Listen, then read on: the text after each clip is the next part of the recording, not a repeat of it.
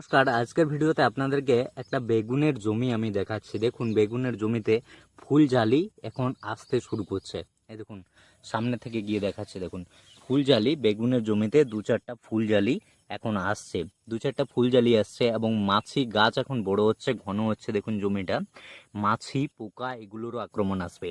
এই যে ফুল জালি এখন বেশি পরিমাণে আসছে, মাছি পোকার আক্রমণ থেকে যাতে বাঁচানো যায়, তার জন্য আমরা কি ব্যবস্থাপনা প্রথম থেকেই নেব।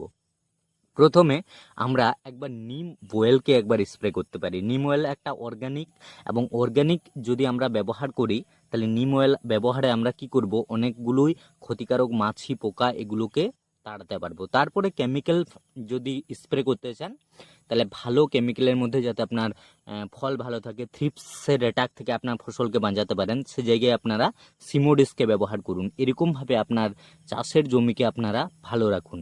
এবং তারপরে যদি চান জমিকে অনেক বেশি পরিমাণে ফুলজালি নিয়ে আসতে, তাহলে একবার হিউমিনাল গোল্ডের স্প্রে করুন।